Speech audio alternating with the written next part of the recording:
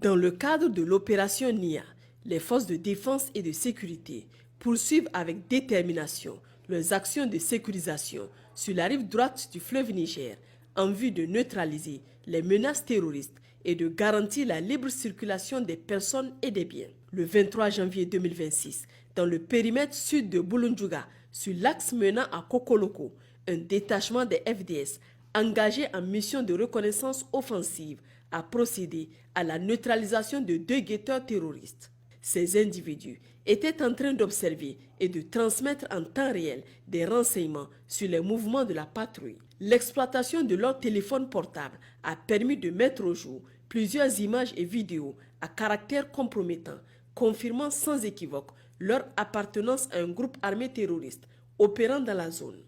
Le lendemain, tard dans la nuit, une patrouille de sécurisation menée en zone périphérique de Torodi a permis de repérer puis neutraliser un terroriste activement recherché, contribuant ainsi à l'assainissement progressif de ce secteur sensible.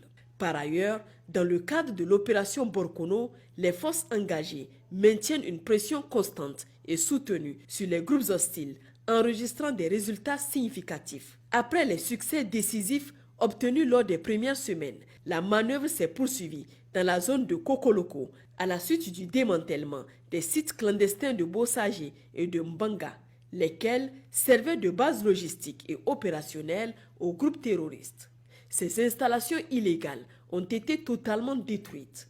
Le raid mené sur Kokoloko a permis la neutralisation de 9 terroristes et guetteurs, la saisie d'armes, de munitions, d'équipements de transmission et de soutien logistique, ainsi que la découverte et la destruction de 3 engins explosifs improvisés, éliminant toute menace immédiate sur les axes fréquentés. En outre, les forces ont procédé à la destruction de 5 campements terroristes et à la récupération, puis la destruction de plusieurs moyens de mobilité abandonnés par les terroristes en fuite. Il s'agit notamment de 2 véhicules, 26 motos, 5 tricycles, 9 vélos, utilisés par les terroristes et leurs complices pour leurs activités criminelles. Dans le cadre de l'opération Damissa, les forces de défense et de sécurité poursuivent leurs actions de sécurisation et de lutte contre les groupes armés terroristes afin de protéger les populations. Le jeudi 22 janvier 2026, en soirée, une patrouille de présence et de recherche de renseignements menée dans le secteur de Faska a engagé des éléments terroristes. L'intervention s'est soldée par la neutralisation de 2 terroristes, dont un chef notoire connu sous le nom de Kotigi, identifié comme responsable de nombreuses exactions contre les populations civiles. L'exploitation de son téléphone portable a permis de découvrir des vidéos d'attaques et d'autres contenus compromettants, confirmant son implication active au sein d'un groupe terroriste. Au cours de cette opération, les forces ont également saisi 3 motos dissimulées à environ 6 km au sud de Faska. Par ailleurs, le même jour, en début de soirée, les FDS ont déjoué une tentative de ravitaillement d'un groupe armé terroriste dans le village de Haïni-Kwara, situé à environ 15 km de Bumba. À l'arrivée des forces sur les lieux, un échange de tirs a contraint les terroristes à prendre la fuite et à se disperser. Le bilan fait état de la neutralisation de 2 terroristes et de la saisie d'importants moyens logistiques, notamment une moto, 2 véhicules, une charrette et 62 bidons d'essence de 25 litres. Des biens appartenant à un boutiquier complice actuellement en fuite ont été détruits. Toutes ces opérations ont été conduites sans aucune perte ni dégâts du côté des forces de défense et de sécurité. Au centre du pays, dans le cadre de l'opération Yerda, dans la nuit du 22 janvier 2026, une patrouille en mission de surveillance a pris en filature un individu suspecté de trafic d'armes à feu au profit de groupes armés.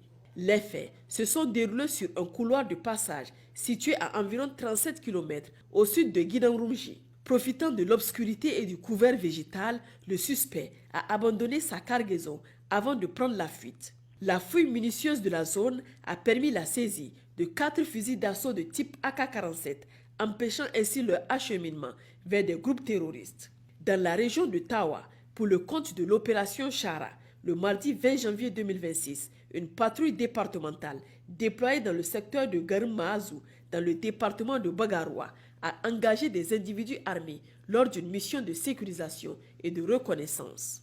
L'intervention a permis la neutralisation d'un assaillant, la récupération de 2 motocyclettes abandonnées par l'ennemi, ainsi que l'interpellation de 2 suspects actuellement en cours d'interrogatoire par les services compétents.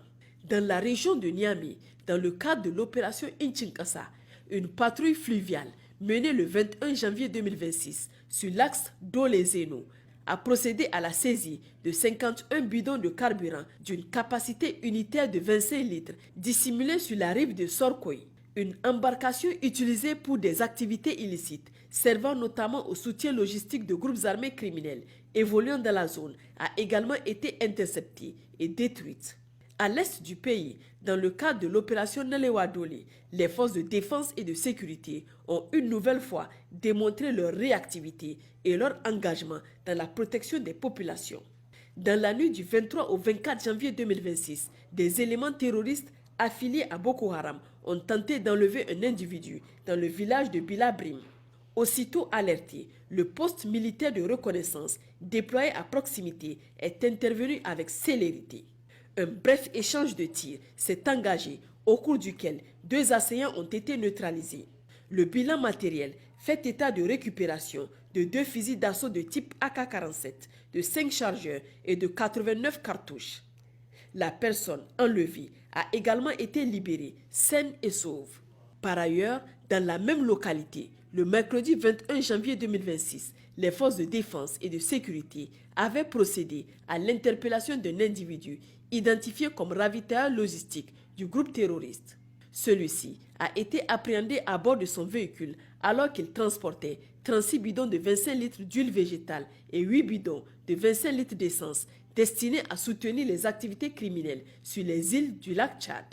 Chers compatriotes, au titre du bilan consolidé de la 4e semaine de l'année 2026, les forces de défense et de sécurité ont considérablement intensifié leurs opérations sur l'ensemble du territoire national, infligeant des pertes importantes aux groupes terroristes et affaiblissant durablement leurs capacités.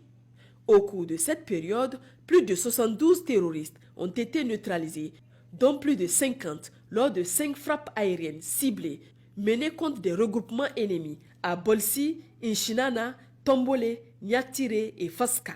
Ces actions ont également permis la destruction d'une logistique ennemie d'importance majeure, réduisant significativement les capacités de nuisance des groupes armés. Parallèlement, 48 suspects ont été interpellés dans le cadre des opérations de sécurisation et de renseignement conduites sur le terrain. L'ampleur des saisies réalisées témoigne de l'ampleur du coup porté aux réseaux criminels et terroristes.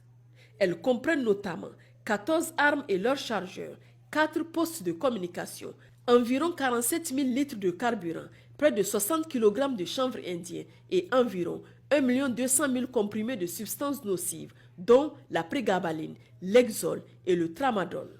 Sur le plan humanitaire, les FDS ont également démontré leur engagement au service des populations. Dans le cadre de l'opération Garkwa, une mission de secours a permis de sauver 36 passagers, dont 32 hommes, 3 femmes et 1 enfant, immobilisés à la suite d'une panne de véhicule à 35 km de Madama. Tous ont été ramenés sains et saufs, sans incident. Par ailleurs, une opération de don de sang initiée par les FDS dans la zone de Damissa a permis la collecte de plusieurs dizaines de poches mises à la disposition du Centre régional de transfusion sanguine de Dosso. À ce jour, la situation sécuritaire sur l'ensemble du territoire national demeure globalement sous contrôle. Les forces de défense et de sécurité réaffirment leur détermination totale à maintenir la pression sur l'ennemi et ses complices et appellent les populations à poursuivre une collaboration active, responsable et vigilante, gage de prévention des menaces et de préservation durable de la paix et de la quiétude nationale. Nos numéros d'appel d'urgence restent toujours disponibles 24 heures sur 24. Pour les forces armées nigériennes, le 40-40. Pour la gendarmerie nationale, le 40-00. Pour la garde nationale du Niger, le 280. Pour la police nationale, le 83-83. Vive les forces de défense et de sécurité. Vive les citoyens résilients et engagés.